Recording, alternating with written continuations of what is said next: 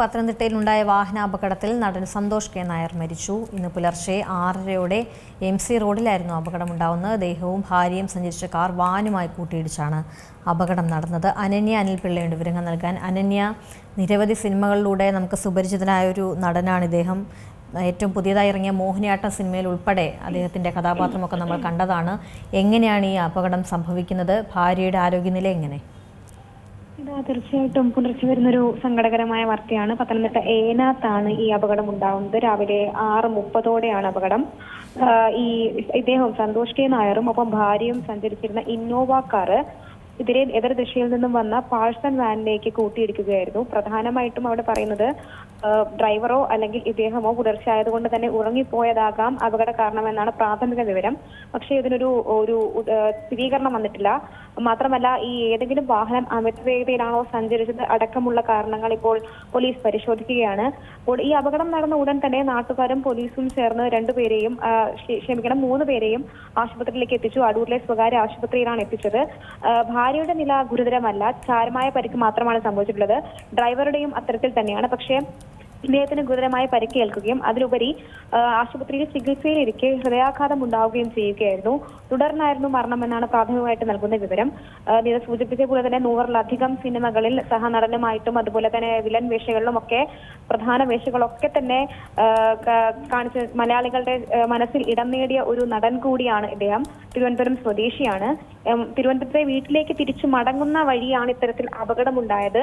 മലയാള cinema serial രംഗത്ത് തന്നെ സജീവ സാന്നിധ്യമായി ഇദ്ദേഹം നിരവധി വേഷങ്ങൾ അഭിനയിച്ചിട്ടുണ്ട്. 1982 ഒരു സജീവ സിനിമാ മേഖലയിലേക്ക് എത്തിയത്. എങ്കിൽ 2014 ശേഷം സജീവമായിരുന്നില്ലെങ്കിൽ കൂടിയും അവസാനമായി അഭിനയിച്ച ചിത്രം ഭരതനാട്യം ചിത്രത്തിന്റെ 2ാം ഭാഗമായിട്ടുള്ള മോഹിനിയാട്ടത്തിലാണ്. അതിനുശേഷം തുടർച്ചയായി സിനിമയിൽ സജീവമാകണം എന്ന ആഗ്രഹം അദ്ദേഹം സഹപ്രവർത്തകരോടും ഒക്കെ തന്നെ പുലർത്തിയിരുന്നു.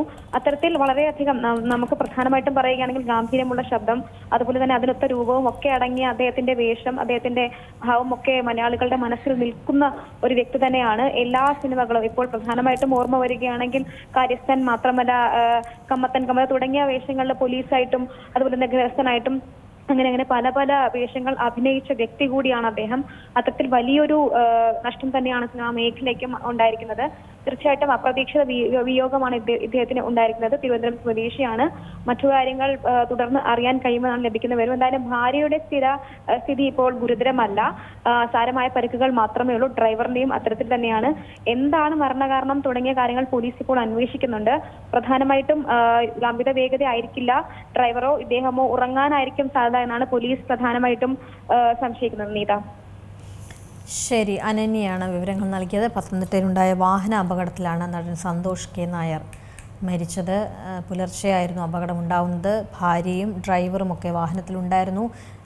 വാഹനം ഓടിച്ചത് ഡ്രൈവറാണോ അതോ ഈ നടൻ തന്നെയാണോ എന്നുള്ള കാര്യത്തിൽ വ്യക്തതയില്ല. എന്തായാലും ഉറങ്ങിപ്പോയതാണോ ഈ ഒരു അപകടത്തിന് കാരണം എന്നുള്ള കാര്യം കൂടി പോലീസ് പരിശോധിക്കുന്നുണ്ട്. ഏറ്റവും പുതിയ വാർത്തകളും വിശേഷങ്ങളും വിരൽത്തുമ്പിലറിയാൻ സീ മലയാളം ന്യൂസ് എല്ലാ ഡിജിറ്റൽ പ്ലാറ്റ്ഫോമുകളിലും ലഭ്യം.